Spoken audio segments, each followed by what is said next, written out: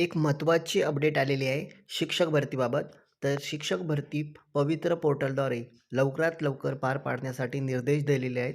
तर त्याबद्दलच आपण ही महत्त्वाची न्यूज पाहणार आहोत. तर न्यूज काय आहे ती बघूया. तर बघा, शिक्षक भरती पवित्र पोर्टलद्वारे प्रक्रिया वेगात. राज्यातील शासकीय व अनुदानित शाळांमधील रिक्त शिक्षक पदे भरण्यासाठी पवित्र पोर्टलद्वारे प्रक्रिया सुरू आहे. शिक्षण विभागाने सर्व यंत्रणांना ही प्रक्रिया लवकरात लवकर पूर्ण करण्याचे निर्देश देण्यात आलेले आहेत. तर या शिक्षक भरतीमधील महत्त्वाचे मुद्दे काय आहेत ते बघूया.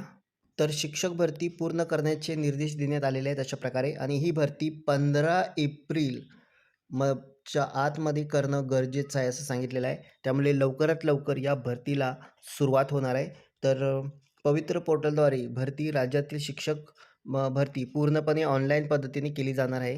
तर ही सर्व प्रक्रिया ऑनलाईन असते. टेट गुणांवर निवड.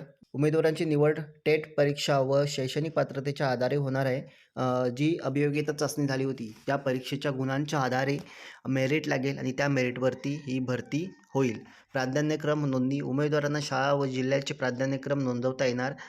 सर्व जाहिराती अपलोड झाल्यानंतरला तुम्हाला अशा प्रकारे जे प्राधान्यक्रम द्यायचे आहे, म्हणजे तुम्हाला कोणती शाळा पाहिजे, कोणत्या जिल्ह्यामध्ये पाहिजे, कोणत्या तालुक्यात पाहिजे, जी जे पण काही असेल तर ते तुम्हाला प्राधान्यक्रम देता येणार आहे. आणि हे प्राधान्यक्रम किती असणार आहे, तर 50 प्राधान्यक्रम देता येणार. 50च्या वरती तुम्ही प्राधान्यक्रम देऊ शकणार नाही आहेत. पूर्वी असं होतं की तुम्हाला कितीही प्राधान्यक्रम देता येत होते. जेवढे प्राधान्यक्रम आहेत, 1000 असतील, 1500, 2000, तर तेवढे तुम्ही सगळे देऊ शकत होतात. तर काहींचे 300, 400 असं काही असू शकतं. परंतु आता फक्त 50 प्राधान्यक्रम याच्यावरती तुम्हाला प्राधान्यक्रम देता येणार नाही आहेत. अशा प्रकारे टेटचे गुण एकच भरतीसाठी ग्राह्य. तर बघा, हे सुद्धा महत्त्वाचं आहे. तुम्ही आता जर ही अभियोग्यता दिलेली असेल तर ही या भरतीचे गुण आहेत ते फक्त या भरतीसाठीच ग्राह्य धरले जाणार आहेत. तर यानंतरची जी भरती असेल त्या भरतीसाठी तुमचे हे गुण ग्राह्य धरले जाणार नाही आहेत. त्यामुळे तुम्हाला पुन्हा परीक्षा द्यावी लागेल. पुढचं महत्त्वाचं आहे रिक्त पदांची माहिती. शाळांनी रिक्त शिक्षक पदांची माहिती पोर्टलवर अपलोड करणे आवश्यक आहे.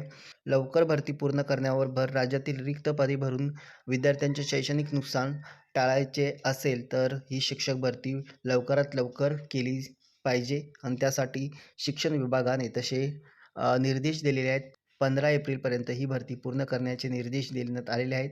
तर लवकरात लवकर या भरतीसाठी ज्या ज्या उमेदवारांनी टेट परीक्षा दिलेली असेल, अभियोग्यता चाचणी दिलेली असेल, त्यांनी लक्ष ठेवून राहा. लवकरात लवकर या भरतीला सुरुवात होईल. होप की तुमचे गुण जे पण असतील त्या गुणांच्या आधारे तुमचं सिलेक्शन होईल. तर पुढे काय अपडेट असतील तर आपण नक्कीच आपल्या चॅनलवरती पाहू. तर या व्हिडिओमध्ये एवढंच.